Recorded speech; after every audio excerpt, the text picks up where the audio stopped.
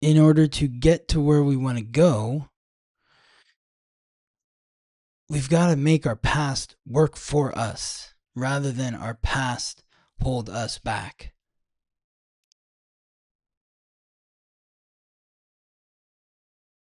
And if you're wallowing in the past and allowing yourself to suffer because things didn't work out the way that you'd hoped they would have worked out, then the past isn't working for you, the past is holding you back.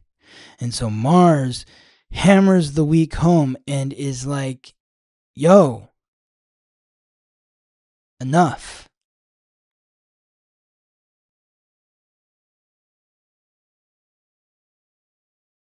The family issues, the issues around the home,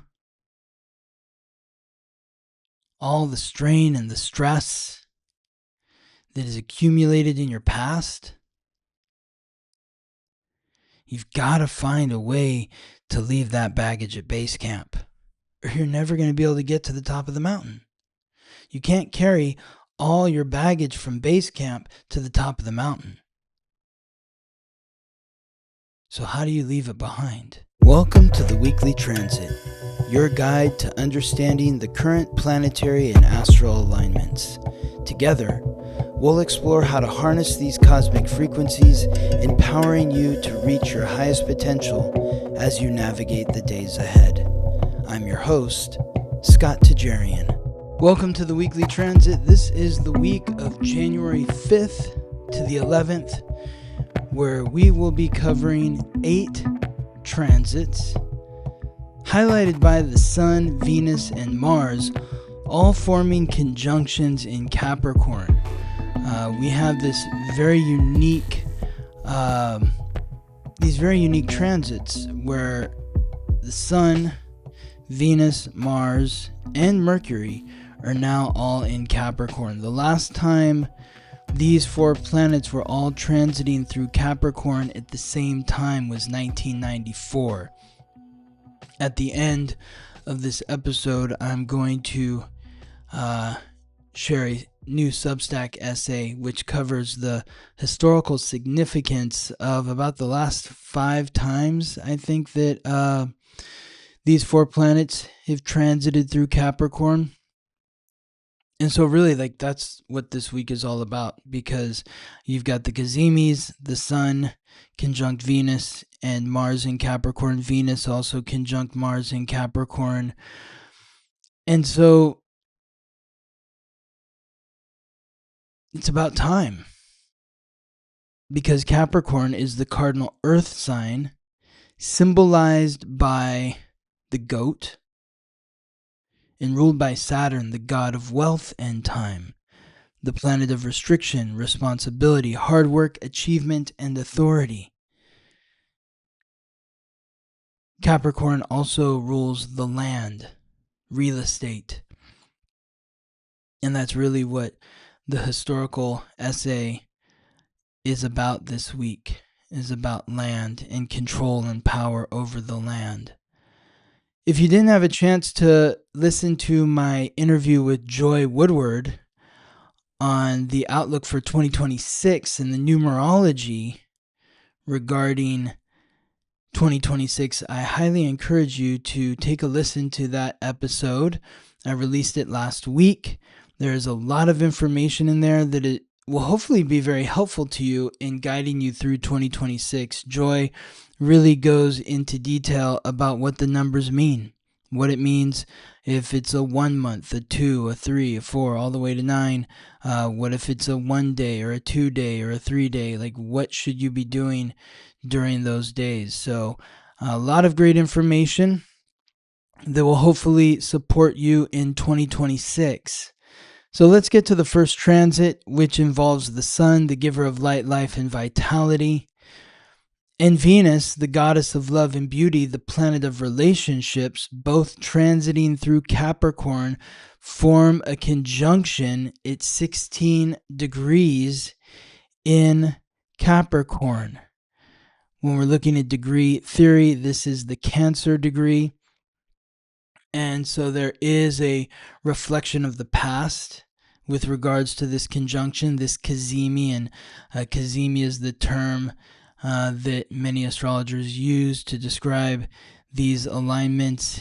It's a Arabic term which means like the heart of the sun. And so Venus is in the heart of the sun. And it's really within 2 degrees of the sun from Christmas Day, December 25th, until January 17th. It forms that exact conjunction on Tuesday, January 6th. But, for this, wow, what is that? That's like 23 days or so, about 23 days. Venus is very close to the sun. And this is bringing insight into your values and your identity, because the sun is your identity and Venus is values. So,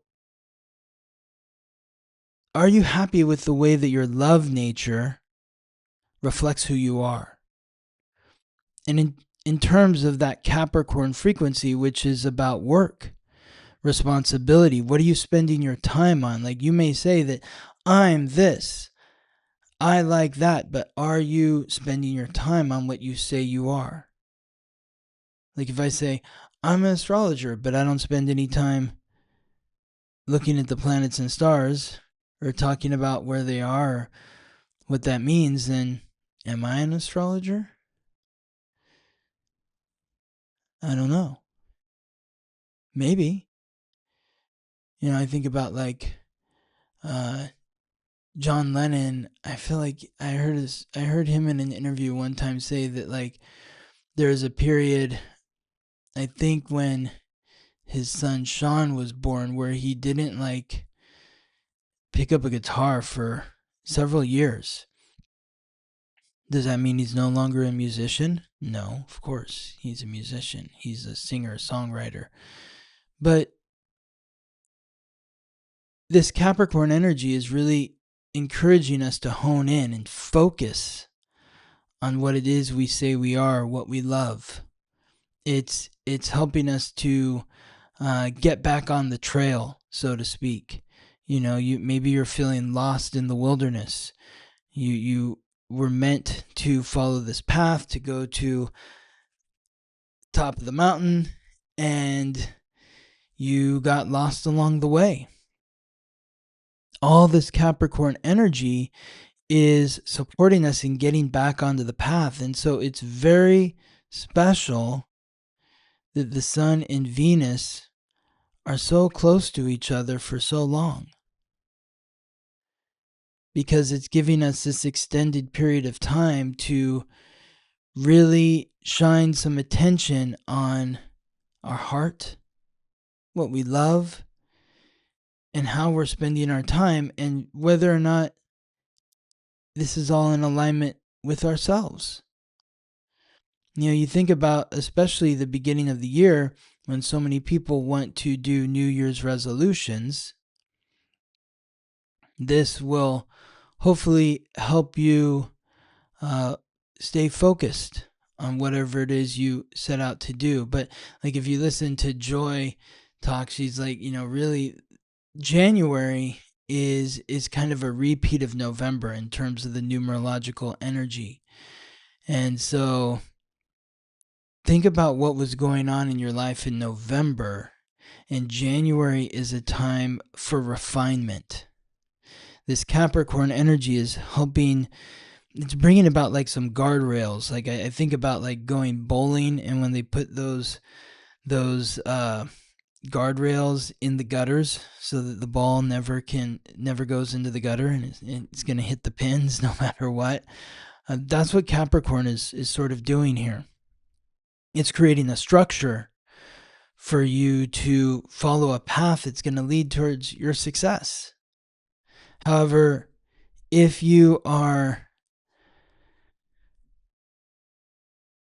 not doing anything, if you're not putting any effort, if you're not putting in any time, then it's kind of like being at the bowling alley with the guardrails in the gutters, but you're not throwing the ball. or the bowling ball. It's like you're just standing there. And everyone's like, no, you got to throw the ball to hit the pins. And you're like, no, I think I'm just going to sit here and not throw it. Okay, well then nothing's going to happen. So really focus on what you're working on.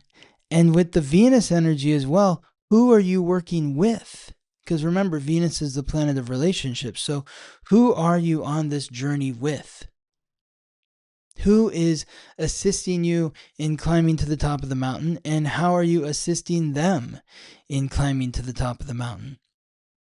When you think of the 16 degree and that Cancer degree, it's about nurturing. And it just makes me think about my own situation with Gabriella and our babies. You know, it's like taking on different responsibilities. Can you do this while I do that? And I'll do this while you do this. You know, like we're really intertwined now, more so than ever, because we have these two children to look after and take care of. And so everything that we're doing, even me doing this podcast, is helping take care of the children in some way, because this is a part of my livelihood. And so the Sun conjunct Venus in Capricorn is bringing attention to your relationships to really discern whether or not the people that are surrounding you right now, are the people that are surrounding you, the people that you're in relationship with, are they supporting you in achieving your goals and ambitions? Or are they in some way, whether it's conscious or unconsciously, are they holding you back? Are you holding them back? Because ideally, you want to be on the mountain with somebody who is going to help you just as you are helping them. The second transit of the week, Venus conjunct Mars, the god of war, the planet of action, aggression, and conflict. They form a conjunction at 18 degrees in Capricorn. This is the Virgo degree. This is from January 2nd to the 13th. Another extended period, 11 days, with the exact conjunction occurring on Wednesday, January 7th.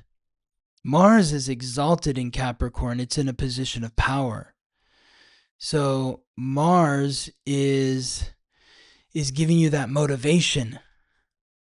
And it's also bringing up any sort of conflicts that may exist within the relationships that need to be brought to the surface in order for them to be dealt with. I mean, if you're having issues with somebody on the mountain, that can be a real problem. It needs to be dealt with. Otherwise, it could be treacherous. Now, when you're out in nature, it's not necessarily a safe place. And you can think about that in terms of life. Life is challenging. Getting up in the morning is challenging. Getting to bed at night can be challenging. Simple things, making a meal can be challenging. When you have twins, it's like, oh my God, so allow the conflicts to come up. January 2nd to the 13th. Be aware of what these conflicts are. What are the issues that you're having in your relationships?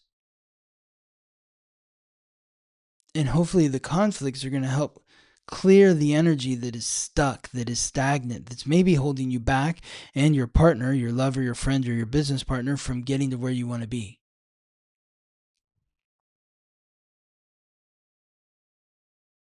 This is maintaining motivation to stay directed and actively moving towards your goals and ambitions. The third transit of the week involves Mercury, the messenger of the gods, guide of souls to the underworld, the planet of consciousness, communication, coordination, the god of merchants and thieves, also transiting through Capricorn, forms a sextile with the North Node in Pisces at 10 degrees. This is something that we talked about last week or the week before with the Sun, Mars, and Venus have all hit this point, aligning with the North Node in Pisces. So this is where we talk about it as being like a symphony, where it's like the flute plays the melody, then the violin plays the melody, then the oboe plays the melody, then the French horn plays the melody, or the piano plays the melody. You know, it's like you have these different instruments that are playing the same notes at different times during the symphony. And so when we look back and, you know, Venus. So Mars was the first one. Mars formed a sextile with the North Node in Pisces on December 29th. The Sun and Venus both formed a sextile with the North Node in Pisces on January 1st. And so now on January 8th, Mercury is also forming a sextile with the North Node in Pisces. Now, this is something we're feeling from Tuesday to Friday, January 6th to the 9th, but most strongly on Thursday, January 8th. The North Node in Pisces is encouraging us, and this is at the 10th degree, which is the Capricorn degree. So it's just doubling up on that Capricorn energy of goals and ambitions. But when you bring in the Pisces frequency, it's about manifestation, faith, the nightmare, the guilt, the shame, the regret, the blame. Mercury is bringing conscious awareness to what is going on within your psyche. Is your psyche in a place that is believing, that understands that everything that is occurring right now, the good, the bad, or the ugly, is in divine order? Or are you punishing yourself in some way? It's not easy to sit around and say, oh, everything happens for a reason. It's all just the way that it's supposed to be.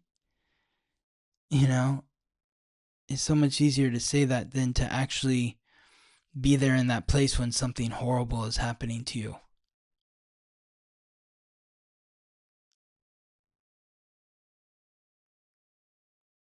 But Mercury in Capricorn is encouraging you to take responsibility for whatever is going on in your psyche.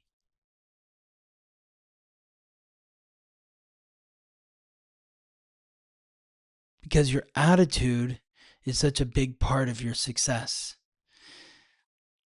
There's a quote that keeps getting passed around, and I've been hearing it a lot. Like, it's in like a car commercial, I think, that I've been hearing it mostly, but I've also just heard people say it out in the world recently, that there's a quote that whether you believe you can or you believe you can't, you're right.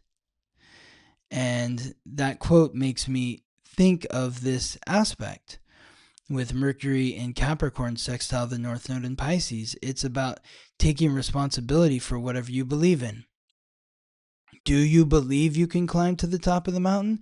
Then you can. Do you not believe that you can climb to the top of the mountain? Then you can't. And it's a harsh reality to take responsibility, because if you say that I believe I can achieve these goals and ambitions, then you're putting yourself on notice. And you're saying it's possible. I know it's more than possible. I know that it's going to happen. And I know that it's going to happen because I'm going to do the work required to bring that dream to reality. I know the work that needs to be done, and I'm willing to do the work. That's the attitude. And coming on the heels of Venus's conjunction with Mars, maybe that's creating some of the tension in relationships. Like, maybe if you're on the mountain with somebody and somebody believes that they can and the other person believes that they can't, and you're on the same team, well, then there's going to be friction there.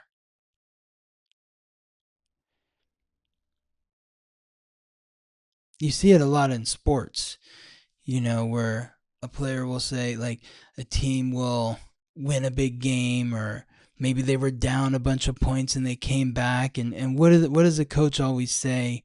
Or, any of the players that are interviewed, we all just believed. Everybody on that sideline knew we were going to win the game. We never lost faith. We never lost hope, not for a second. We were down however many points. Didn't matter. We knew we were going to come back.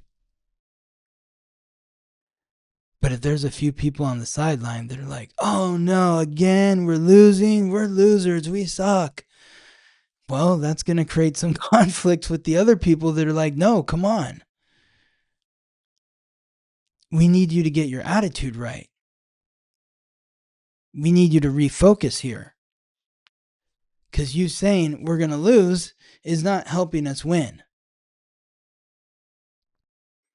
And so that's where you have the conflict with Venus conjunct Mars, followed by Mercury in Capricorn, sextile the North Node in Pisces. Now, the fourth transit of the week, the Sun forms a conjunction with Mars in Capricorn. The cazimi. The Mars cazimi. This happens on Friday, January 9th. Friday, January 9th. And this happens at 19 degrees. 19 degrees in Capricorn, which is the Libra degree. So this is about getting things in order, in balance. It's like, what's fair? We've got to have balance.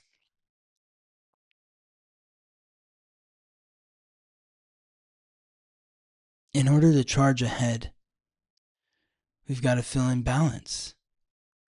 Otherwise, we're stumbling all over ourselves.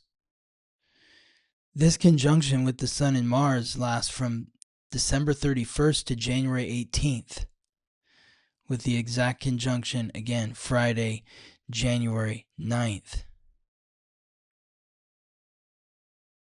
This is bringing vitality to your action-oriented nature.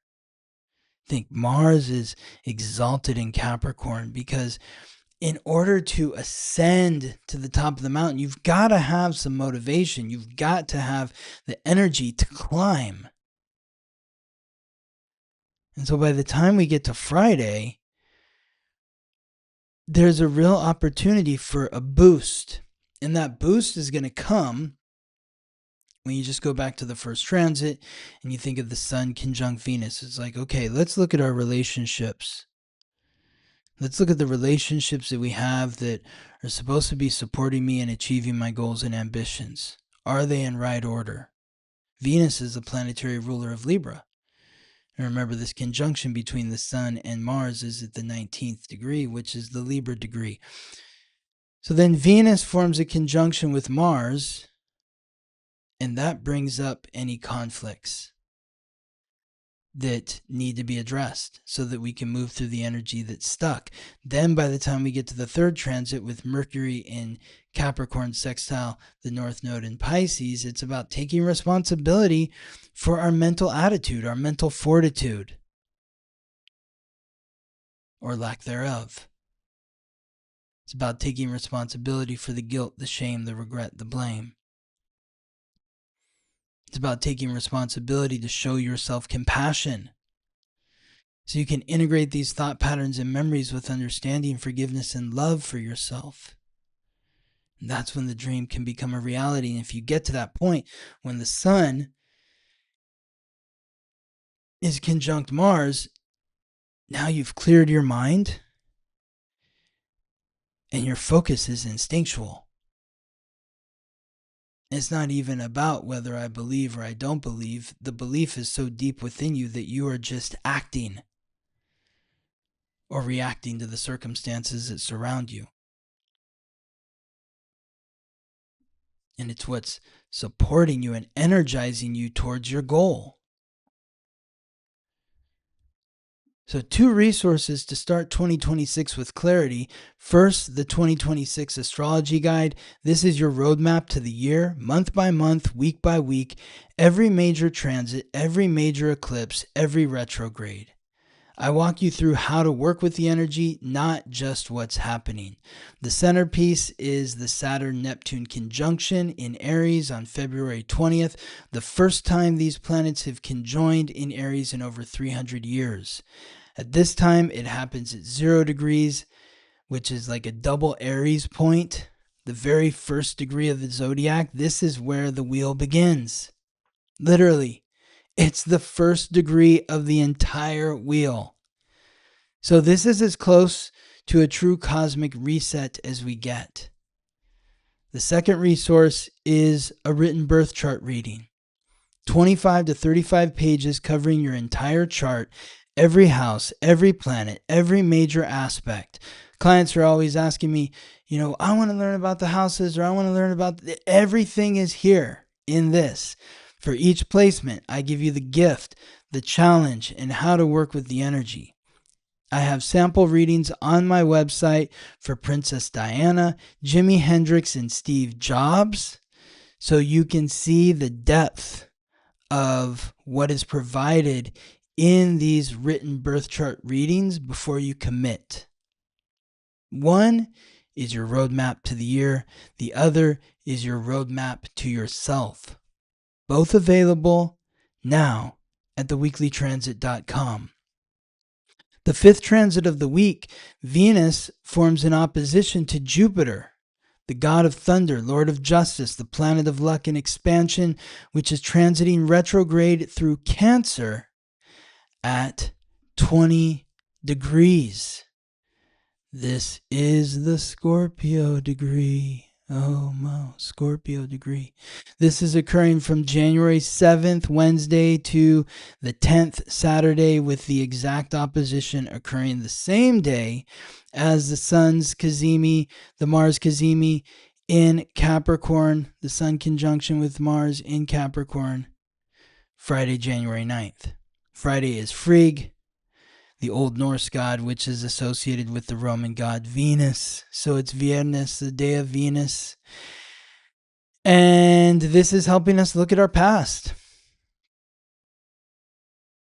With the motivation of the Sun conjunct Mars, I feel like a lot of people right now, to start the year, are like, man, I really think that 2025, I should have gotten so much more accomplished in 2025.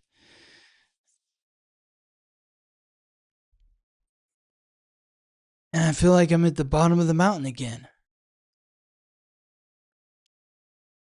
All over. Well, yeah, it's Capricorn season. It begins on the winter solstice, the shortest day of the year. So it's literally the bottom of the mountain. Each day is a climb to get brighter, to see the view more clearly. And so the opposition with the 2 benefics, the lesser and the greater, Venus and Jupiter, the 2 lucky planets, is really helping us reflect upon our past. And when you think about the Sun's conjunction with Mars in Capricorn, the Mars cazimi, if you feel like you are motivated but you're not getting to where you want to go, the Venus opposition to Jupiter retrograde in Cancer is helping you reflect upon your past and say, I'm in this situation again where I'm with another person who's not the same person, or not the same person in this previous situation or in this other previous situation or these 10 other previous situations, but it always seems to be the same thing. Why am I always dealing with this? Why am I always struggling in relationships in this manner?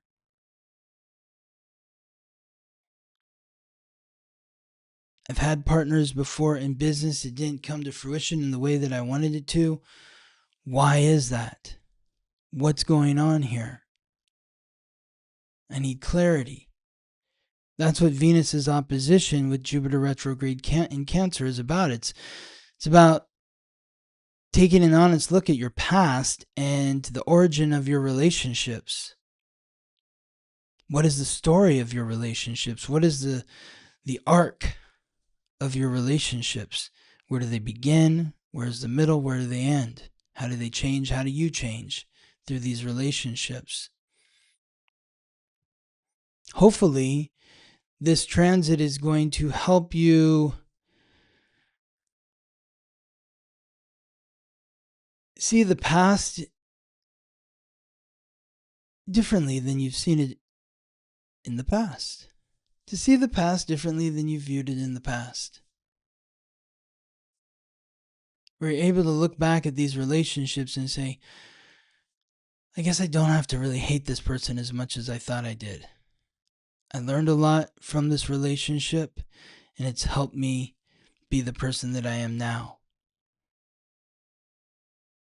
And this continues to be supported because as we get to the 6th transit, the Sun also forms an opposition with Jupiter retrograde in Cancer from Wednesday to Sunday, January 7th to the 11th, with the exact opposition happening the day after Venus's opposition, Saturday, January 10th.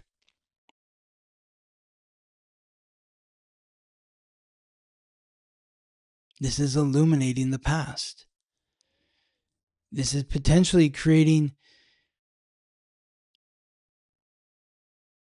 a frequency of indulgence where maybe you're overcompensating for past experiences on the road ahead. Really try to recognize and manage yourself, take responsibility for how you are moving forward, and acknowledge if you are overcompensating because of past experiences. You think of that Scorpio degree 20 and it's about intimacy. It's about how did these relationships transform me? And do I like who I became through this transformation?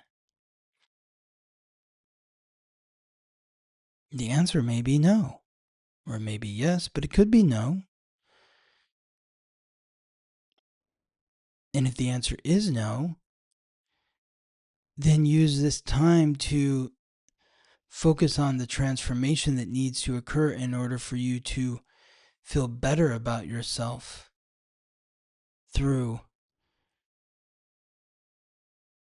the origin of your relationships, where you recognize that I see where I went wrong. I see where I would have done things differently if I was in this circumstance today.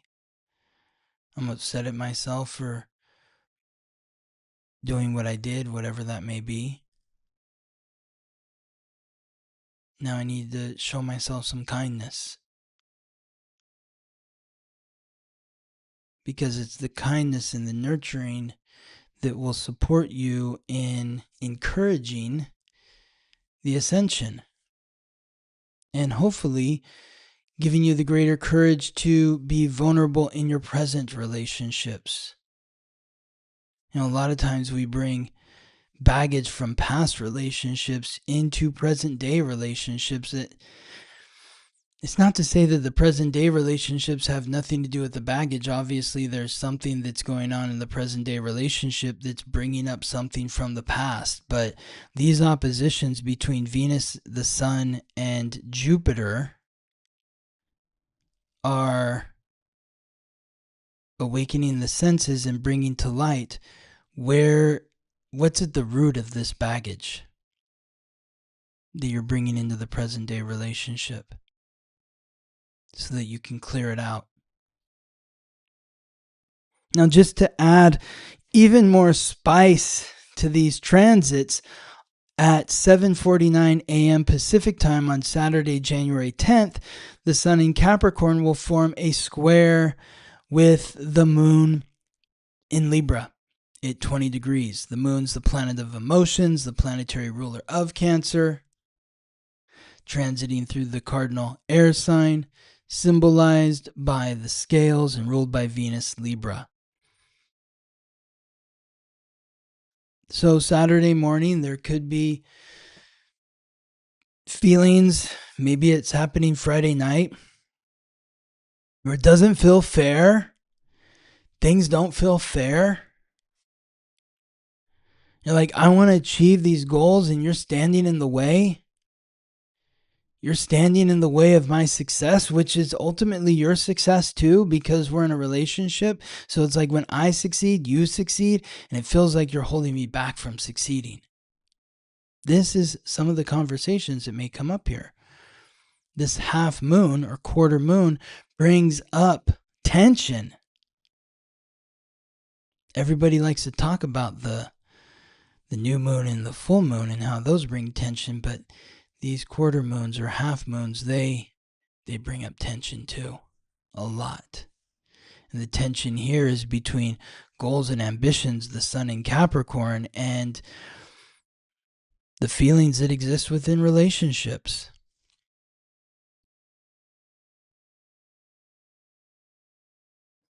It's like, well, you never want to spend time with me.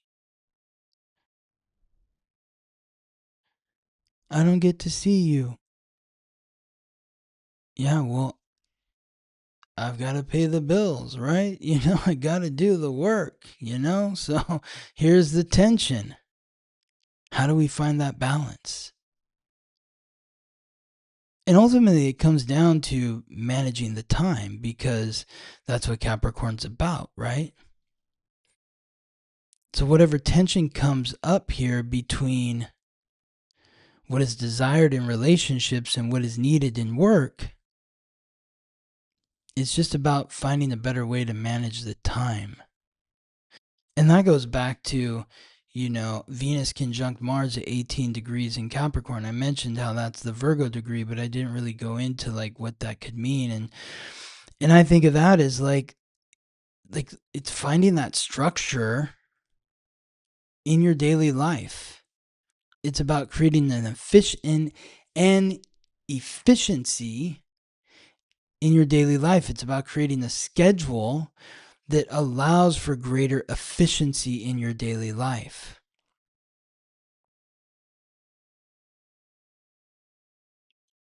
And then just to hammer it all home, the final transit of the week, which also occurs on Saturday. And of course, you've got the last three transits are all occurring on Saturn Day. Saturn is the planetary ruler of Capricorn. And the final transit of the week occurring on Saturn Day, January 10th, is Mars opposing Jupiter retrograde in Cancer at 20 degrees. So Friday, Venus opposes Jupiter. Saturday, the Sun and Mars both oppose Jupiter. So Mars opposing Jupiter, the god of war. Mars opposing the god of thunder, Jupiter.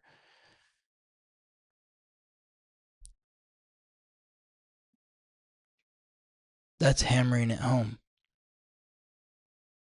There's no hiding from the past here. We have to acknowledge our past. In order to get to where we want to go, we've got to make our past work for us rather than our past hold us back.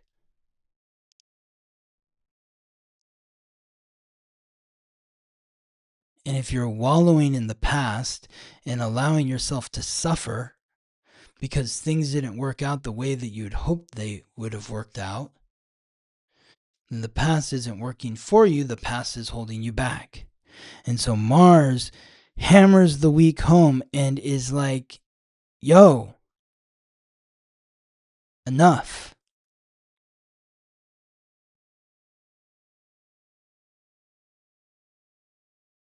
The family issues, the issues around the home, all the strain and the stress that is accumulated in your past, you've got to find a way to leave that baggage at base camp. or you're never going to be able to get to the top of the mountain. You can't carry all your baggage from base camp to the top of the mountain. So how do you leave it behind? Maybe there's some sort of ceremony you can do to acknowledge whatever's coming up from the past. Write it down. Light it on fire. Say, I acknowledge you. You're here. You're a big part of my life. I have a really hard time reconciling what occurred in these moments with these people.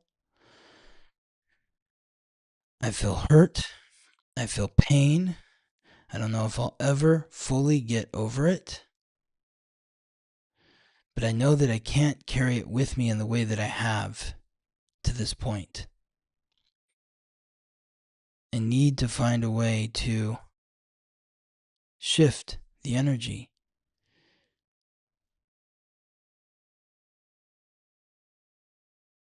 It's about recreating your reality. Recreating your reality.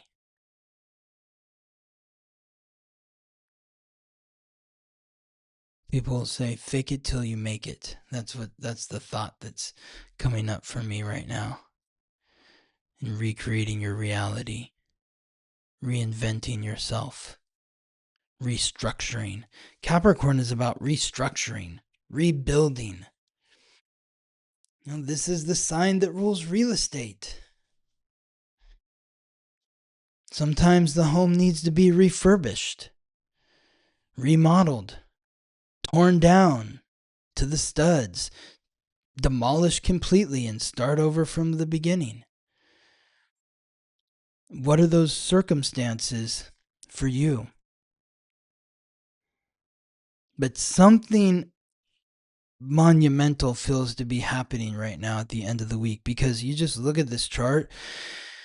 I wish I could show it to you, but it's just like you see, like Jupiter is just anchoring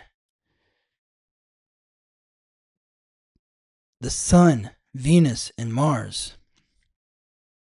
This opposition is incredibly intense. And something from the past needs to be reconciled in order for you to move forward. What is that for you? I'm curious to know. Leave a comment on Spotify or YouTube, because I love to hear how what we're sharing here on the podcast is supporting you through the week. So I'm curious to know how these transits, specifically everything we're talking about with the Sun, Venus, and Mars opposing Jupiter, and how that's manifesting in your life with regards to your past and where you're headed. Now to the Substack essay of the week. Thank you to everyone who has subscribed to my Substack, especially those of you who are paid subscribers. I have free content, which one is that I'm going to be sharing with you right now, and then also paid content as well.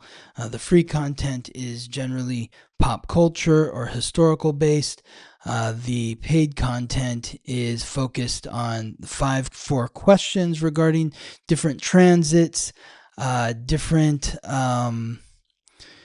transits or lunar cycles, which, by the way, the moon cycle class is coming up this next week. That is Monday, January 12th. So if you haven't signed up for the moon cycle class, go do that at theweeklytransit.com. You can enroll there. We will be covering the new moon in Capricorn and the full moon in Leo, and what that means in each and every house, and how you can work with that energy to your benefit. It's a guide for you through the lunar cycle. The Capricorn stellium. Who owns the land? Every 32 years, America asks the same question. We've never answered it. In January 2026, 4 planets converge in Capricorn: the Sun, Mercury, Venus, and Mars. This rare alignment, a stellium, occurs when multiple planets occupy the same sign simultaneously, concentrating their energies into a single archetypal domain. Capricorn is the cardinal earth sign, ruled by Saturn. It governs structure, authority, government, responsibility, time, and, crucially, land, the mountain, the foundation, what endures, what we build, what we own. This stellium has occurred 5 times in the past 160 years: 1866, 1898, 1930, 1962, and 1994. Each time, America faced a crisis of land, property, and governmental authority. Each time, the nation asked the same question: who owns the land? Who does the government protect? What structures are failing? And what will replace them? In January 2026, we ask again. The stellium window. The sun transits Capricorn from December 21st, the winter solstice, through January 19th. But the full stellium, all 4 planets aligned, occurs only during a narrow window, January 1st to the 17th. The first 17 days of 2026 carry the full weight of this alignment. What surfaces during this window will echo for decades. 1866, the broken promise. The Civil War had ended. 4 million people emerged from slavery. And for a brief moment, the federal government made a promise: land. General William Sherman's Field Order No. 15, issued January 1865, set aside 400,000 acres along the Atlantic coast for freed families, plots of up to 40 acres each. The Freedmen's Bureau was established to distribute confiscated and abandoned Confederate land. By June 1865, some 40,000 freed people had settled on what they called Sherman's land. Then came the betrayal. In October 1865, President Andrew Johnson ordered the land returned to its former Confederate owners. General Oliver Howard, head of the Freedmen's Bureau, was given the task of traveling to the Sea Islands to tell the freed people that the promise would not be honored. 2,000 gathered at a church on Edisto Island to hear the news. Days later, a committee of 3 freedmen, Henry Bram, Ishmael Moultrie, and Yates Sampson, wrote a letter to General Howard that survives in the National Archives. Quote, "You ask us to forgive the landowners of our island. You've only lost your right arm in war and might forgive them. The man who tied me to a tree and gave me 39 lashes, who stripped and flogged my mother and my sister, and who will not let me stay in his empty hut, except I will do his planting and be satisfied with his price, and who combines with others to keep away land from me, well knowing I would not have anything to do with him if I had land of my own. That man I cannot well forgive." End quote. By January 1866, the crisis had reached Congress. Senator Lyman Trumbull introduced a bill to extend the Freedmen's Bureau on January 5th. The central question consuming the nation: who has the right to own land in America? The Southern Homestead Act, passed in June 1866, opened 46 million acres to black homesteaders. But there was a catch. Freed people could claim land only until January 1st, 1867, after which former Confederates could file claims too. Meanwhile, black codes swept across the South, explicitly preventing freed people from owning or leasing land. The promise of 40 acres and a mule died in a January of Capricorn stellium. 1898, the birth of an empire.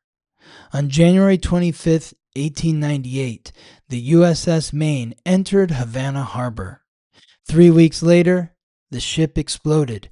266 sailors died. The cause remains disputed. Likely an accidental boiler explosion, but the newspapers had already decided. "Remember the Maine" became the rallying cry for war. By April, the United States had declared war on Spain. By August, it was over. The Treaty of Paris, signed in December 1898, ceded Puerto Rico, Guam, and the Philippines to the United States. Cuba became a de facto American proctorate through the Platt Amendment, which was written into the Cuban Constitution itself. For the first time in its history, the United States became an overseas imperial power, holding territories it had no intention of incorporating as states, governing populations it had no intention of granting citizenship. The Anti-Imperialist League formed in opposition. Mark Twain, Andrew Carnegie, Jane Addams, and the former President Grover Cleveland argued that empire building violated the nation's founding principles. Senator Albert Beveridge of Indiana disagreed. Quote, "God has marked the American people as his chosen nation to finally lead in the regeneration of the world." End quote. The constitutional question was stark. Can the government hold territory without representation? Can it claim land without granting rights to those who live there? The answer, it turned out, was yes. 1930, the collapse. By January 1930, the Great Depression was no longer deniable. The stock market had crashed in October 1929, but the deeper crisis was in real estate. The housing boom of the 1920s had created a speculative bubble. Mortgages at the time required 50% down payments and were due in full after just 5 to 10 years. When the economy contracted, borrowers couldn't refinance. Banks failed, farms foreclosed, families lost everything. President Herbert Hoover, often remembered as passive, actually expanded federal power more than any peacetime president before him. Federal spending increased 48% during his term. He created the Reconstruction Finance Corporation to bail out banks. He convened the President's Conference on Home Building and Home Ownership in 1931, the first major federal acknowledgement that housing was a government concern. But it wasn't enough. By 1932, approximately 273,000 families had lost their homes to foreclosure. Rural banks collapsed as farmers defaulted. 505 banks failed between 1921 and 1930 alone. The home ownership rate, which had climbed through the 1920s, would fall to 44% by 1940. The crisis forced a question the nation never seriously confronted. What is the government's responsibility when citizens lose their homes? 1962, the confrontation. For 3 decades, the federal government had been in the housing business. And for 3 decades, it had used that power to enforce segregation. The FHA's underwriting manual explicitly warned against inharmonious racial groups, redlining maps created by the Home Owners Loan Corporation in the 1930s had marked black neighborhoods as hazardous investments. Public housing projects were deliberately cited to concentrate poverty and maintain racial boundaries. The suburban dream, funded by federal mortgages built on federal highways, was a white dream by design. By 1962, the hypocrisy had become untenable. President John F. Kennedy had campaigned in 1960 promising to end housing discrimination, quote, with the stroke of a pen, end quote. Civil rights leaders reminded him of the promise by mailing pens to the White House. Kennedy delayed for 2 years, wary of alienating Southern Democrats. On November 20th, 1962, Kennedy finally signed Executive Order 11063, Equal Opportunity in Housing. It banned discrimination in federally funded housing programs. It was the first major federal acknowledgement that the government had been complicit in housing segregation. The order was limited. It applied only to future federal housing, not existing stock. It had no enforcement mechanism, but it established a principle. The government that builds housing bears responsibility for who can access it. 1994. The ground breaks. At 4:31 a.m. on January 17, 1994, the earth moved. The Northridge earthquake struck the San Fernando Valley with a magnitude of 6.7. 57 people died. 9,000 were injured. 125,000 were left homeless. Property damage reached $50 billion, the costliest natural disaster in American history at that time. The earthquake exposed a terrifying truth. The structures we trusted were not as solid as we believed. Steel moment-resisting frames, considered the gold standard for earthquake safety, failed catastrophically. Freeway overpasses collapsed. The ground itself had betrayed the buildings standing on it. A previously unknown fault had ruptured beneath the city. 16 days earlier, on January 1st, 1994, NAFTA had taken effect. The North American Free Trade Agreement eliminated most tariffs between the United States, Canada, and Mexico. It created the world's largest free trade zone. It restructured land use, labor markets, and economic relationships across the continent. On the same day NAFTA took effect, the Zapatista Army of National Liberation rose in Chiapas, Mexico. Indigenous communities declared war on the Mexican government, calling NAFTA a death sentence to their land rights. The uprising was timed to the minute. Meanwhile, the Clinton administration was launching its national home ownership strategy, designed to push home ownership rates to record highs. Lending standards were loosened. Fannie Mae and Freddie Mac were pressured to increase affordable housing purchases. The pattern. 5 Capricorn stelliums, 5 crises of land, property, and governmental authority. The same questions asked again and again. Who owns the land? 1866, freed people promised land, then denied it. 1898, territories claimed without citizenship. 1930, families foreclosed, homes lost.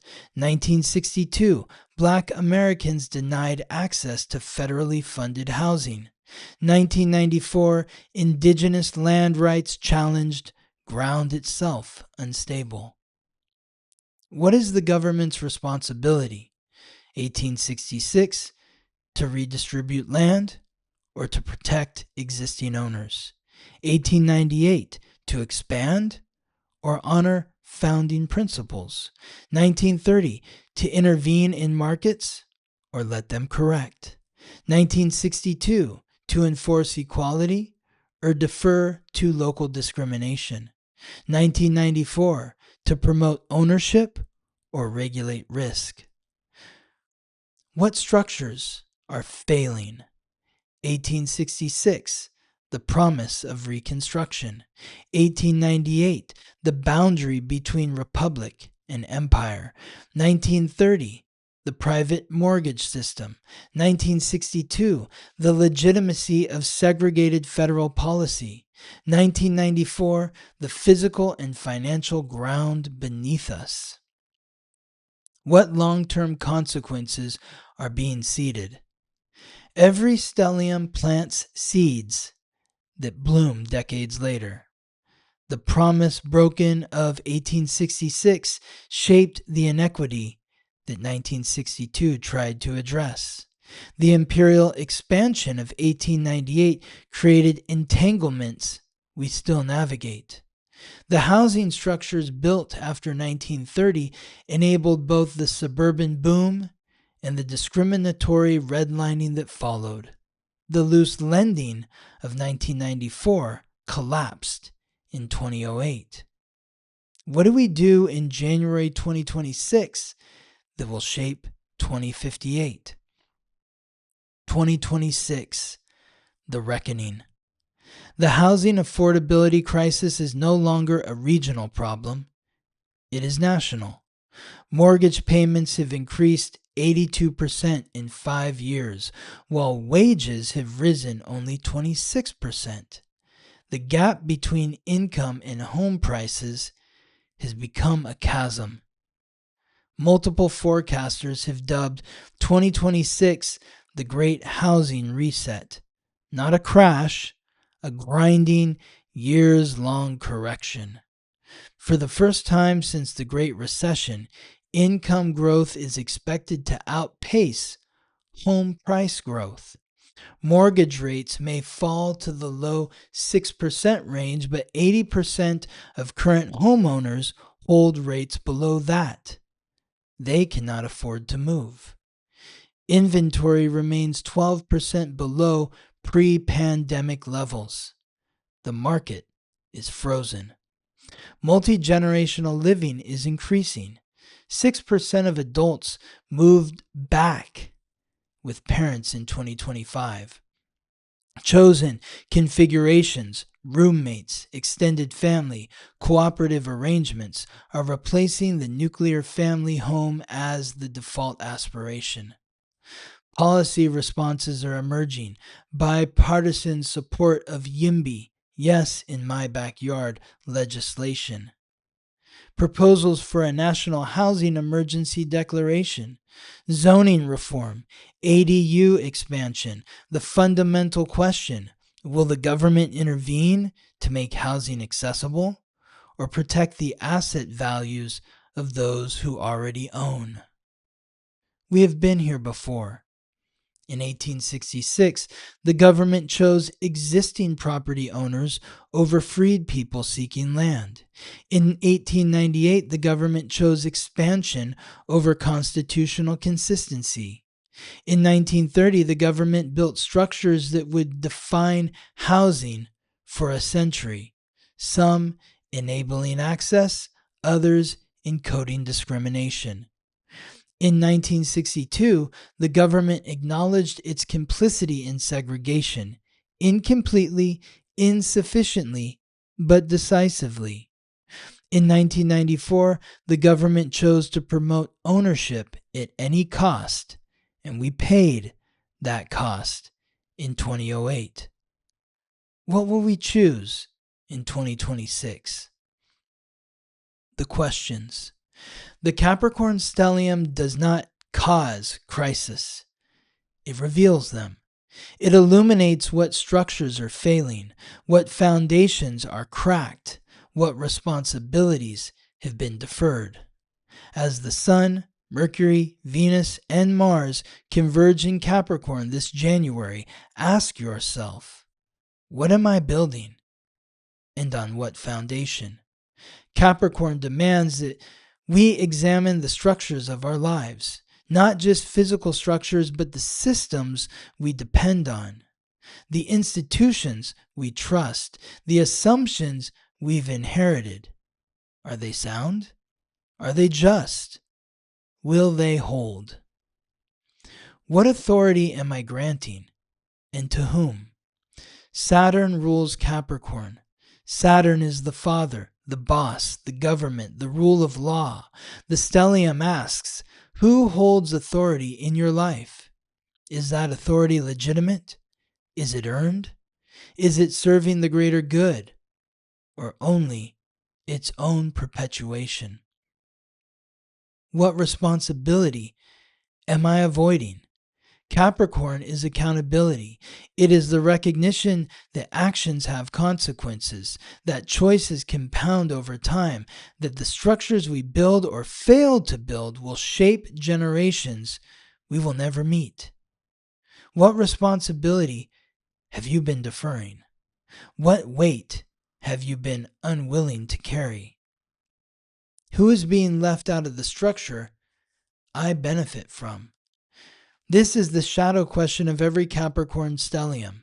The land that freed people were denied, the territories held without representation, the neighborhoods redlined out of opportunity, the indigenous communities displaced, the families priced out. Every structure includes some and excludes others. Who is outside the walls of the structure you inhabit? What am I willing to build, even if I won't live to see it completed? Capricorn is time. Saturn is the long arc. The structures built in crisis moments endure for decades. The FHA, created in 1934, still shapes who can buy a home. The choices made in 2026 will matter in 2058, in 2090. In centuries we cannot imagine. What are you willing to build that slowly? What foundation are you willing to lay, knowing you may never see the walls rise? The inheritance. We did not choose to live through a Capricorn stellium. We did not choose to inherit the unfinished business of 1866, 1898, 1930, 1962, and 1994. But inheritance is a Capricorn word. We receive the structures our ancestors built, their gifts and their failures, their wisdom and their blind spots. The question is not whether we will be shaped by this inheritance. We already are. The question is, what will we pass on?